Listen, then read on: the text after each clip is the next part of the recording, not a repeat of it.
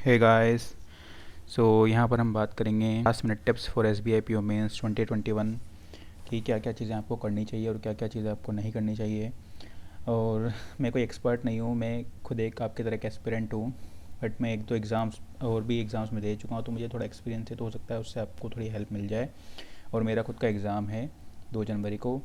सो देखते हैं क्या क्या टिप्स हमको फॉलो करनी चाहिए और क्या क्या चीज़ें हमको फॉलो नहीं करनी चाहिए। तो सबसे पहले हम क्वांट्स के सेक्शन में आएंगे। क्वांट्स का सेक्शन हमको कैसे अटेम्प्ट करना है, ठीक है। तो ये जो सेक्शन है ये डिफ़िकल्ट होने वाला है, आपको इसको एक्सेप्ट करना है और आपको वहाँ पर काम रहना है, क्योंकि ये सबके लिए डिफ़िकल्ट होने वाला है। हम ये चीज़ जानते हैं कि ये डिफ़िकल्ट होने वाला है, तो सबके लिए डिफ़िकल्ट होने वाला है। तो हमें वहाँ पर काम रहना है अपना। आपको पैनिक मोड में नहीं लाना है। क्वेश्चंस अगर आपसे नहीं भी हो रहे हैं तो जितना ज़्यादा आप काम रहोगे, जितना ज़्यादा फोकस रहोगे, उतनी ही ज़्यादा पॉसिबिलिटी है कि आप यहाँ पर इस सेक्शन में अच्छा परफॉर्म आप करके आ जाओ। सो यहाँ पर जो है इस क्वेश्चन में जो है इस सेक्शन में जो है क्वेश्चन सिलेक्शन की होगा। आपका क्वेश्चन सिलेक्शन ही यहाँ पर सबसे इंपॉर्टेंट होगा, किस तरह के क्वेश्चन आप यहाँ पर सेलेक्ट कर रहे हो। सबसे पहले आपको जो है पूरा सेक्शन को विज़िट करना है। कुछ 1 2 3 4 मिनट देने के बाद आपको वहाँ पर देखना है कि किस किस टाइप के क्वेश्चंस डुएबल हैं, किस किस टाइप के क्वेश्चंस डुएबल नहीं हैं। जो डीआई आपको दिख रहे हैं पहली बार में कि हाँ ये डुएबल डीआई है, तो आप उसको मार्क और रिव्यू करिए और वहाँ पर आप आगे बढ़िए। उसके बाद आपको यहाँ पर जब आप उस डीआई या जब उन क्वेश्चन को जब आप अटेम्प्ट कर रहे होंगे, तो आपको वहाँ पर काम रहना पड़ेगा, आपको पैशंस रखना पड़ेगा, खुद के ऊपर विश्वास रखना पड़ेगा, क्योंकि यहाँ पर जो क्वेश्चन होंगे वो टाइम टेकिंग हुए हैं।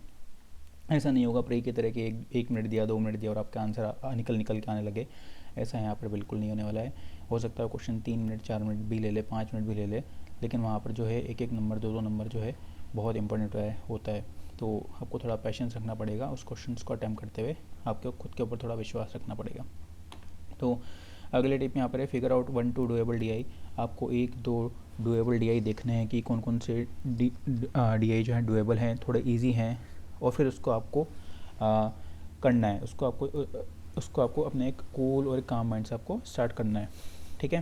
तो अगर आप किसी डीआई में उलझ गए हो, मतलब आप देख रहे हो कि आपको उसका लॉजिक नहीं पकड़ ही मारा है, 2 मिनट 3 मिनट आपने दे दिए, दिख रहा है कि यार इसका लॉजिक मुझे नहीं समझ में आ रहा है, तो आप उसको छोड़ दो।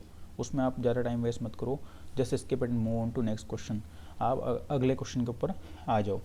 तो ज़बरदस्ती किसी क्वेश्चन में अपन को मतलब उलझना नहीं है, किसी क्वेश्चन से फाइट नहीं करना है। 2 से 3 मिनट आपने दिया, नहीं समझ में आया पैटर्न, उसका डीआई का लॉजिक हमको नहीं समझ में आया, क्योंकि होते हैं लॉजिकल डीआई आते हैं हाई लेवल के, तो आपको आगे बढ़ना रहना है और दूसरे डीआई के ऊपर आपको अपना ट्राई करना है, कोशिश करनी है, ठीक है। फिर यहाँ पर देखो, एक आध डी अगर आप कर लो, उसके बाद आप अगर आपके पास टाइम 15 मिनट 20 मिनट बच रहा है और दूसरे डीआई थोड़े से लेंदी दिख रहे हैं, तो फिर आप वहाँ पर डेटा सफिशिएंसी, क्वांटिटी कंपैरिजन और जो मिसलेनियस क्वेश्चंस होते हैं अर्थमेटिक के, उसमें आप स्किप करो। उसमें से आप जो है क्वेश्चंस को सेलेक्ट करोगे कि किस कौन कौन से क्वेश्चंस मैं यहाँ पर सेलेक्ट कर सकता हूँ। डेटा सफिशिएंसी थोड़ी सी ट्रिकी होती है, नेगेटिव करवाने वाली होती है, लेकिन ऑप्शंस को आप यहाँ पर यूज़ करना है। आपको ऑप्शंस को यूज़ करते हुए आपको यहाँ पर क्रैक करने की कोशिश करनी है। क्वांटिटी कंपैरिजन थोड़ी सी लेंदी होती है, अगेन क्वेश्चंस तो खैर सारे लेंदी आएंगे, लेकिन हमको वहाँ पर अपने ऊपर विश्वास रखना है और काम माइंड से हमको पेपर को अटेम्प्ट करना है। फिर एक और जो टिप है यहाँ पर, कई डीआई में क्या होता है कि एक क्वेश्चन जो बनती है वो बड़ी लेंदी बन जाएंगी मेंस लेवल के, तो डीआई में तो इक्वेशंस वहाँ पर सॉल्व करना मुश्किल होता है। तो उसकी बजाय आपको वैल्यू पुटिंग, वहाँ पर वैल्यू पुट करके आप उस इक्वेशन में सॉल्व कर सकते हो। उस इक्वेशन में जो है एक्स की वैल्यू या वाई की वैल्यू आप निकाल सकते हो, थोड़ा सा आइडिया लगा के, और कई आंसर्स भी आप इस तरीके से निकाल सकते हो। एक बार आपने अगर क्वेश्चन की इक्वेशन फ्रेम कर ली, उसके बाद उस इक्वेशन को सॉल्व करने से बढ़िया है आप वहाँ पर हेड एंड ट्रायल यूज़ कर सकते हो। तो ये काफ़ी यूज़ में आता है ये मेथड, मैंने खुद ने इसको अप्लाई किया है, तो आप भी यूज़ कर सकते हो अगर आपकी प्रैक्टिस अच्छी है तो। और अवॉइड एक्स्ट्रा लेंदी डीआई। बहुत ज़्यादा लेंदी डीआई अगर हैं जिसमें बहुत ज़्यादा कैलकुलेशन है, दिख रहा है बहुत ज़्यादा सॉल्व करना है, बहुत ज़्यादा टाइम लेगा ये वाला डीआई, तो वो डीआई हमको वहाँ पर स्किप करना है, ठीक है। तो ये है क्वांट्स की स्ट्रेटेजी, आपको किस तरीके से क्वांट्स के क्वेश्चंस को अटेम्प्ट करना है। बढ़ते हैं अगले पार्ट में। रीजनिंग अगेन लेंदी और डिफ़िकल्ट सेक्शन होने वाला है, ये सब हम जानते हैं। तो अगेन हमको यहाँ पर काम रहना है, कूल रहना है। क्वेश्चन सिलेक्शन इज की, क्वेश्चंस किस तरीके हमने सेलेक्ट करें वो यहाँ पर की होने वाला है। आपका जो सेक्शन है वो कैसा गया, ठीक है। तो पहले आपको पूरा सेक्शन विजिट करना है कुछ मिनट देने के बाद, फिर आपको मार्क फॉर रिव्यू करने हैं। जो डुएबल क्वेश्चंस हैं उन क्वेश्चंस को आपको मार्क फॉर रिव्यू करना है और उनको आपको अटेम्प्ट करना है। फिर उन डुएबल क्वेश्चंस में से आपको जो ईजीएस्ट क्वेश्चंस हैं उनको आपको सेलेक्ट करना है और वो क्वेश्चंस आपको वहाँ पर करने हैं। यहाँ पर भी मिसलेनियस क्वेश्चंस जो होते हैं ब्लड रिलेशन के, डायरेक्शन सेंस के, और जो कोडिंग के फॉर्म में आपको मिल जाएंगे ब्लड रिलेशन या फिर डायरेक्शन के फॉर्म, डायरेक्शन वाले क्वेश्चंस, या फिर जो क्रिटिकल रीजनिंग होते हैं वो एक स्कोरिंग पार्ट होता है यहाँ पर। तो पहले आपको उन क्वेश्चंस को अटेम्प्ट करने का कोशिश करना है, ठीक है। बड़ी बड़ी पजल्स हैं, अगर 4-5 क्वेश्चंस हैं, बड़ी बड़ी बहुत लेंदी है, तो उसमें आप एक बार अवॉइड कीजिए, उसमें आप टाइम स्पेंड मत कीजिए। छोटी छोटी पजल्स होती हैं 2 क्वेश्चन की, 3 क्वेश्चन की, ज़्यादा लेंदी वो नहीं दिखेंगी, लेकिन वहाँ पर आपको जो है मार्क्स भी 2 या 3 ही मिलेंगे। तो आप उन क्वेश्चंस को अटेम्प्ट कर सकते हैं, क्योंकि यहाँ पर हर एक क्वेश्चन इंपॉर्टेंट है, 2-2, 3-3 क्वेश्चन इंपॉर्टेंट होते हैं। आप उस बड़ी पजल के चक्कर में मत पड़िए कि 4 क्वेश्चन 5 क्वेश्चन मुझे मिल जाए। वो 2 क्वेश्चन वो दूसरा तीसरा क्वेश्चन आप एक्स्ट्रा 1 लाइनर्स से निकाल लीजिए, क्योंकि कई बार क्या होता है बड़ी पजल के चक्कर में हम अपने 10 मिनट 15 मिनट वेस्ट कर देते हैं उस पेपर में, तो वो एक नुकसान यहाँ पर हो जाता है। तो छोटे छोटे क्वेश्चंस पे कीजिए, learn the art of selecting questions, और है ना। तो यही बात मैं यहाँ पर बोल रहा हूँ, we find letter that contents. हाँ, कई बार क्या होता है कि हम जब किसी क्वेश्चन को अटेम्प्ट करते हैं, किसी पजल को अटेम्प्ट करते हैं, तो हमको लगता है कि हाँ इसमें 2-3 क्वेश्चन होंगे और हम उसको अटेम्प्ट करते हैं, 10 मिनट दे देते हैं, लेकिन बाद में पता चलता है कि उसमें केवल एक ही क्वेश्चन था। तो किसी पजल में किसी इस तरह का पजल है या कोई सा लेंदी सा क्वेश्चन दिख रहा है आपको, तो आप आगे बढ़ के देख लीजिए कम से कम उसमें 2-3 क्वेश्चन तो है या नहीं। वरना क्या होता है कई बार हम केवल एक ही क्वेश्चन कर पाते हैं और हमारा 10 मिनट वहाँ पे चला जाता है। तो ये चीज़ मेरे साथ हो चुकी है मॉक टेस्ट में, कई बार मैं इस तरह की मिस्टेक्स कर चुका हूँ, तो वो मैंने यहाँ पर पॉइंट यहाँ पर डाल दिया। फिर try to attempt puzzles which content 2-3 question only as they will be doable and easy ones, ठीक है। If you are stuck in any puzzle, अगर आप किसी पजल में उलझ भी गए हो, आपने 5-6 मिनट वेस्ट भी कर दिए हैं, तो उसको just leave it right there, आप उसको वहीं पर छोड़ के आगे बढ़ जाइए एंड मूव ऑन, और इन कीप योर सेल्फ काम, आपको अपने आप को काम रखना है। ये जो सिचुएशन है बहुत सारे कैंडिडेट हर किसी के साथ होती है लगभग, क्योंकि वहाँ पर हमको नहीं पता ईजी क्वेश्चन कौन सा है और हार्ड क्वेश्चन कौन सा है। तो आपको वहाँ पर घबराने की ज़रूरत नहीं है, परेशान होने की ज़रूरत नहीं है, अपना माइंड को आपको काम रखना है, ठीक है। परेशान नहीं होना कि मैंने 5-6 मिनट वेस्ट हो गए यार, अब मैं क्या करूँ, ये करूँ वो करूँ, इस तरह से आपको अपने प्रिपरेशन नहीं लेके आना है बिल्कुल भी। ये सबके साथ होता है, ठीक है। फिर अपना टेम्पर आप कभी मत खोइए, इस किसी भी सिचुएशन में आपका कोई एक सेक्शन बिगड़ भी गया, कुछ भी हो गया, डोंट लूज़ योर टेम्पर, क्योंकि ये सबके साथ होता है, हर किसी का कुछ ना कुछ 1-2 सेक्शन ऊपर नीचे होता ही है। आपको अगले सेक्शन में बाउंस बैक करना है, ठीक है। वहाँ पर सिर्फ आपकी जो माइंड की मेंटल स्ट्रेंथ चेक की जा रही है यहाँ पर, कि अगर आपका कोई सेक्शन बिगड़ भी गया तो आप अगले सेक्शन में कितने अच्छे तरीके से बाउंस बैक करते हैं, क्योंकि हर किसी के साथ होता है कि किसी का कोई सेक्शन ऊपर नीचे हो जाता है। तो एक सेक्शन आपका बिगड़ गया तो उसके चक्कर में आपको घबराना नहीं है, परेशान नहीं होना कि यार अब क्या होगा, ये क्या हो गया, मेरा तो पूरा मूड ख़राब करके बैठ गया मैं एग्ज़ाम में, आने वाले 3 सेक्शन भी मैंने उसकी वजह से बर्बाद कर दिया। तो वो चीज़ आपको यहाँ पर नहीं करनी है, ठीक है। और आपको अपना एक जो है विनिंग माइंडसेट आपको रखना है, माइंडसेट आपको विनिंग रखना है कि हाँ मैं करके रहूँगा। सो बढ़ते हैं अगले सेक्शन की तरफ। अगला सेक्शन है इंग्लिश स्कोरिंग सेक्शन होने वाला है, बिल्कुल स्कोरिंग सेक्शन होने वाला है। यहाँ पे आपको एक विनिंग माइंडसेट रखना है इस सेक्शन में आपको, है ना।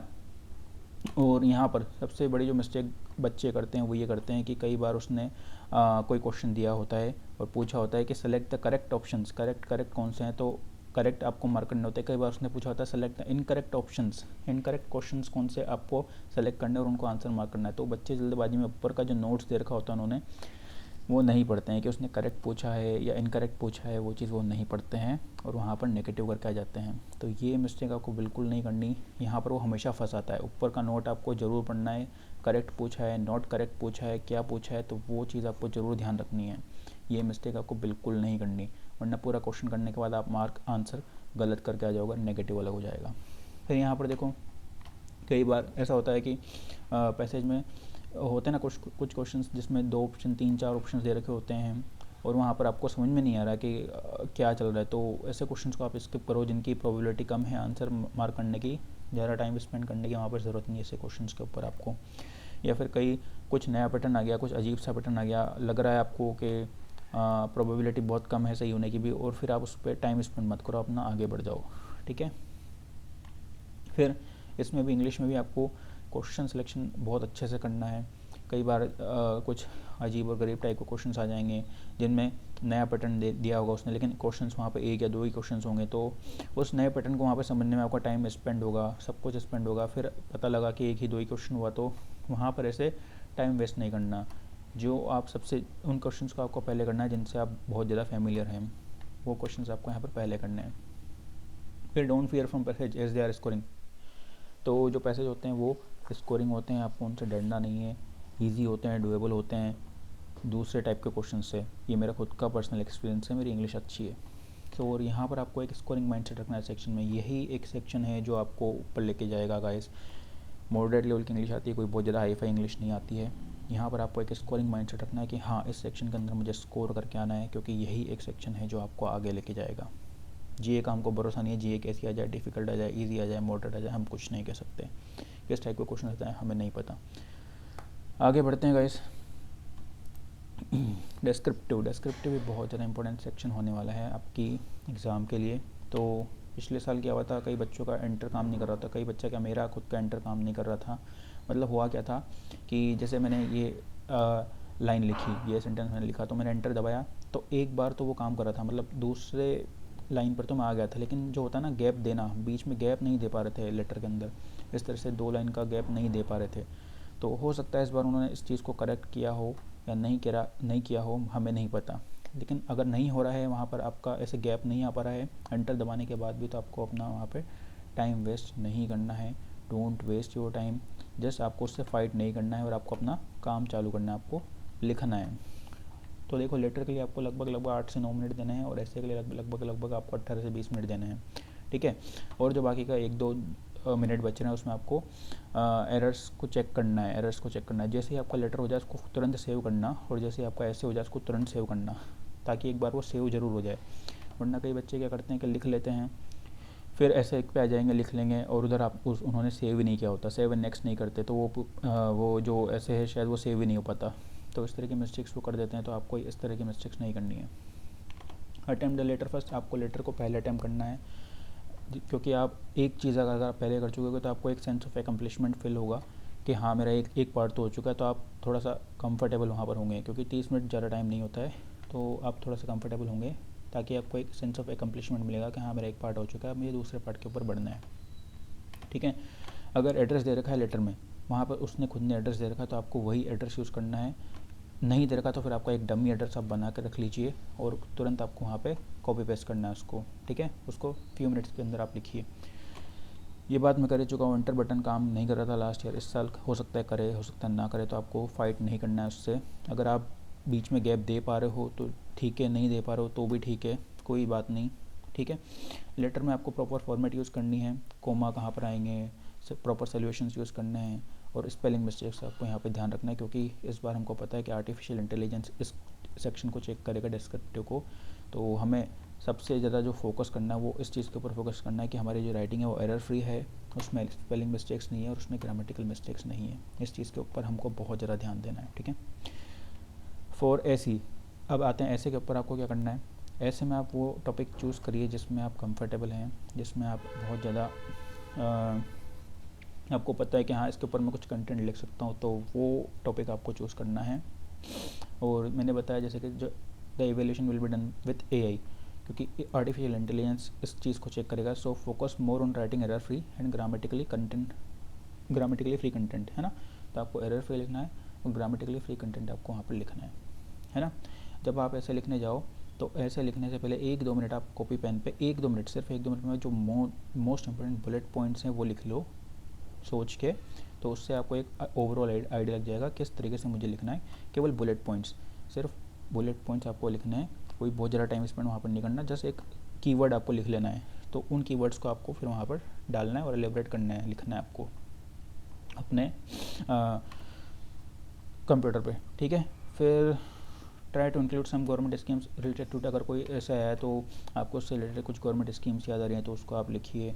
और सबसे पहले आप ऐसे में क्या करोगे, सबसे पहले आप इंट्रोडक्शन लिखोगे, आप उस टॉपिक से क्या समझते हो वो आपको लिखना है, 2-3 लाइन का इंट्रोडक्शन लिखना है। फिर आपको पैसेज पे आना है, मतलब नेक्स्ट पैसेज पे आना है, तो वहाँ पे आप उस टॉपिक को थोड़ा एक्सप्लेन करोगे, उससे रिलेटेड समस्या क्या चल रही है वो आप एलोबरेट करोगे और किस तरीके से हम उसको ओवरकम कर सकते हैं वो सब आप लिखोगे। अगर आपके मन में कुछ गवर्नमेंट स्कीम से उस टॉपिक से रिलेटेड, तो आप वो चीज़ लिखोगे कि गवर्नमेंट क्या काम कर रही है, गवर्नमेंट क्या काम नहीं कर रही है और गवर्नमेंट को क्या क्या इंप्रूवमेंट करने की ज़रूरत है, वो चीज़ आप यहाँ पर डालोगे। फिर इन द एंड आपको अपना ओपिनियन उस ऐसे में डालना है कि हम इस टॉपिक से सेटिस्फाइड हैं या नहीं हैं और कहाँ कहाँ पर इम्प्रूवमेंट की ज़रूरत है। इस तरह से आपको कंक्लूड करना है उस ऐसे को, ठीक है। तो इस तरह से आप एक बहुत अच्छा ऐसे लिख सकते हो। और लास्ट टिप्स हम देखते हैं, कुछ एक्स्ट्रा टिप्स भी हैं। एक्स्ट्रा टिप्स ये है कि सबसे पहले तो आपको अपना आपको काम रखना है। Take proper good night sleep before exam day. कई बच्चे ये मिस्टेक करते हैं कि रात को पढ़ रहे हैं 12-12 1-1 बजे तक, फिर रात को उनको अच्छे से नींद नहीं आ पा रही है। तो इस तरह की हरकत नहीं करना है। जो पढ़ाई होनी थी हो चुकी है, अब आपको सिर्फ अच्छे से रिलैक्स करना है और अच्छे से एक गुड नाइट स्लीप आपको लेना है एग्ज़ाम से पहले। कई बच्चे क्या करते हैं कि don't travel a night before the exam date. कई बच्चे क्या करते हैं, जैसे उनका 12:30 बजे एग्ज़ाम है, अब वो दूसरे सिटी में हैं, तो वो अगले दिन पिछली रात को निकल रहे हैं ट्रेन से और पूरी रात उसमें रात जो है ट्रेन में बिता रहे हैं और फिर अगले दिन एग्ज़ाम देने जा रहे हैं। तो ये मिस्टेक मत करो यार। आपने इतनी मुश्किल से प्री निकाला है, इतनी सालों की मेहनत से आप यहाँ पर पहुँचे हो, आपको अच्छी नींद नहीं आएगी ट्रेन में, तो आप अपना 100% कैसे दोगे अगले दिन एग्ज़ाम में, बताओ मुझे। तो ये मत करो यार। 400-500 रुपये मत बचा होटल के। होटल आ जाती है यार 1000-2000 रुपये में, अच्छी से अच्छी होटल आ जाती है। तो आपने इतनी मेहनत करी है, यहाँ तक पहुँचे हो, तो ये कुछ पैसे आप मत बचाओ और इसको आप अपने कंफर्ट के लिए यूज़ करो। तो एक दिन पहले आप अपने डेस्टिनेशन पे पहुँच जाओ और होटल में रुको और प्रॉपर स्लीप लो गाइस, प्रॉपर स्लीप लो, वो बहुत ज़्यादा ज़रूरी है। तो ऐसी मिस्टेक आप मत करो, वरना 100% आप एग्ज़ाम में नहीं दे पाओगे। लास्ट टिप्स जो लास्ट की कुछ टिप्स जो हैं वो, use box breathing technique before the commencement of exam as it will cool your mind and you will be focused. जैसा कि मैं बता चुका हूँ कि आपको बॉक्स ब्रीदिंग टेक्निक यूज़ करनी है, मेरे दूसरे वीडियोस में भी मैं बता चुका हूँ। एग्ज़ाम स्टार्ट होने से पहले जब आप एग्ज़ाम हॉल में हो तो वहाँ पर 10-15 मिनट हमको मिलते हैं, तो वहाँ पर आपको बॉक्स ब्रीदिंग टेक्निक यूज़ करनी है। वो मैं बता चुका हूँ आपको क्या होती है, मैं एक बार फिर बता देता हूँ शॉर्ट में। 5 सेकंड्स के लिए आपको ब्रीथ इन करना होता है, 5 सेकंड्स के लिए आपको उसको होल्ड करना होता है, फिर अगले 5 सेकंड्स के लिए आपको उसको रिलीज़ करना होता है, फिर अगले 5 सेकंड्स के लिए आपको उसको वापस से होल्ड कर रखना होता है जब आप उसको रिलीज़ करते हो। इस तरीके से आप एक बॉक्स बनाते हो अपनी बॉक्स ब्रीथिंग के थ्रू। तो इसको बोलते हैं बॉक्स ब्रीथिंग टेक्निक। इसको US नेवी तब यूज़ करती है जब वो अंडर प्रेशर में होती है, उसको अपने माइंड को काम करना होता है, ठीक है।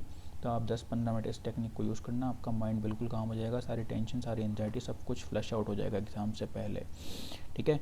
और लास्ट टिप जो है वो है कि खुद के ऊपर आपको विश्वास रखना है, खुद की प्रिपरेशन के ऊपर आपको विश्वास रखना है। यहाँ पर वही जीतेगा जिसको खुद के ऊपर अपना पूरा विश्वास है।